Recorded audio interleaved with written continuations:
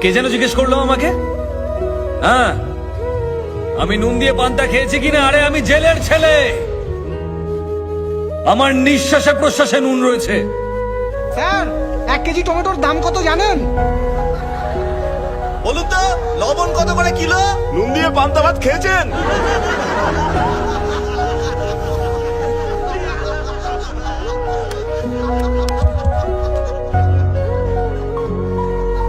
আজ আপনাদের কথা শুনে খুব লজ্জাই করছে আমার। সত্যি কথা বলতে 1 কিলো টমেটোর দাম আমি জানি না। টমেটোর দাম জানে না, নেতা হতে এসেছেন? এই স্যারকে টমেটোটা চিনিয়ে দে না। স্যার, একবার এই টমেটোটা দেখে নিন। আরে এই এই এই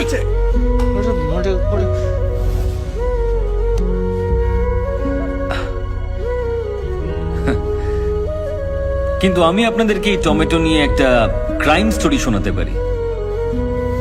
বিশ্বের মাত্র 7টা দেশে টমেটো চাষ হলেও সব দেশেই টমেটো সস খাওয়া হয়। আমাদের দেশে চাষ করা টমেটোর ডিমান্ড সারা বিশ্ব জুড়ে রয়েছে। কিন্তু আরো একটা রহস্য আছে, যারা এখানে টমেটো চাষ করেন তারা খুব তাড়াতাড়ি মারা যান।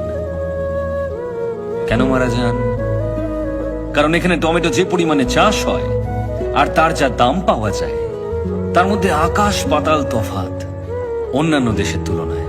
ধরুন এখানে এই টমেটো বিক্রি করে আর এই টমেটো বিক্রি করে একই দামে। প্রচুর চাহিদা থাকলেও আমি টমেটো কিনছি শুধু ওর কাছ থেকে, আর বাকি লোকজনদেরকে আমি বলছি যে ওর কাছ থেকে টমেটো কিনবেন না। আর টমেটো কতদিন ভালো থাকে? মাত্র 2 দিন। আমি কিন্তু জানি না কার টমেটো আগে নষ্ট হবে, কিন্তু দুজন বিক্রেতাই সবসময় ভয়ে থাকবে। তখন আমি সেই সস কোম্পানিকে সমস্ত টমেটো বিক্রি করে দেব প্রচুর পরিমাণ লাভ রেখে, যেটা আমি কম দামে কিনেছিলাম। আমি শুধু এর কাছ থেকেই কম দামে কিনে নিলাম, আর অন্য টমেটো বিক্রেতার সমস্ত টমেটো নষ্ট হয়ে গেল। পৃথিবীর সমস্ত দেশে লোকজন টমেটো সস দিয়ে খাবার আনন্দ করে খান, কিন্তু আমার দেশের টমেটো বিক্রেতা না খেতে পেয়ে মারা যান।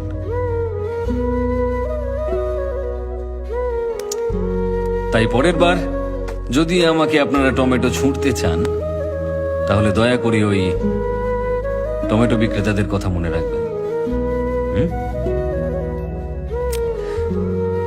কি হলো?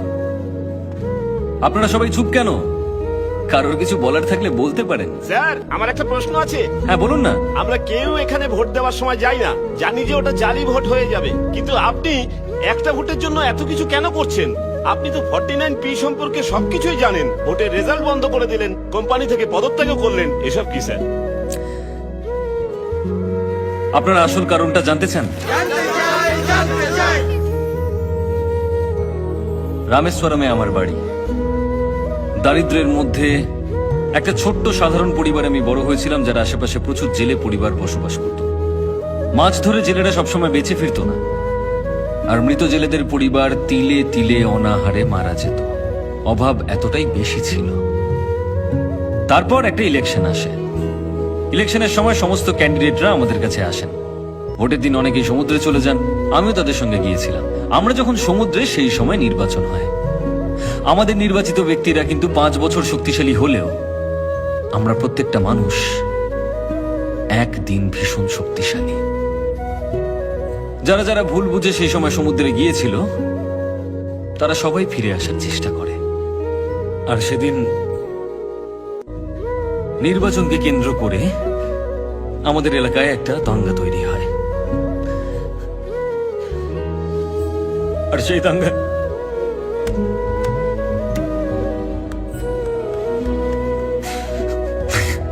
দাঙ্গায় আমার বাবার সঙ্গে 13 জন মানুষ মারা যায়। আর যারা মারা যায়নি তাদের সকলকে আহত করার চেষ্টা করা হয়েছিল, যাতে তারা উঠে দাঁড়াতে না পারে। আমার বাবা দাঙ্গার বিরুদ্ধে লড়েছিল, কিন্তু কেউ আমার বাবাকে বাঁচাতে আসেনি। একটা মানুষ মারা যাওয়ার পর তার সমস্ত অন্ত্যেষ্টিক্রিয়া করার জন্য 2000 টাকা খরচ হয়, আর জেলেদের 2 বছর লাগে ওই 2000 টাকা কামাতে। সুতরাং মৃতের শরীর নিয়ে এসো আর সেটাকে সমুদ্রে ছুঁড়ে ফেলে দাও। আমার বাবাকেও আমি মারা যাওয়ার পর সমুদ্রে ছুঁড়ে ফেলেছি। শুনেছি সমুদ্রে মৃতের অস্থি বিসর্জন করা হয়, কিন্তু আমি আমার বাবাকে করেছি। যে নির্বাচনে জিতেছিল সে কিন্তু কিচ্ছু করেনি। জেলেদেরকে বাঁচানোর জন্য আমার মা সংগঠন তৈরি করেন, জেলের বাচ্চাদেরকে পড়ানোর জন্য স্কুল তৈরি করেন, সবকিছু তৈরি করেন। অনেক বাচ্চাদেরকে শিক্ষিত করেছেন আমার মা, অনেককে। সেদিন দেশের সমস্ত নিউজ চ্যানেল থেকে ইন্টারভিউ নিতে এসেছিল আমার। আমি যে দেশেই থাকি না কেন, যেভাবেই থাকি না কেন, আমি ফিরে আসি নির্বাচনের দিন।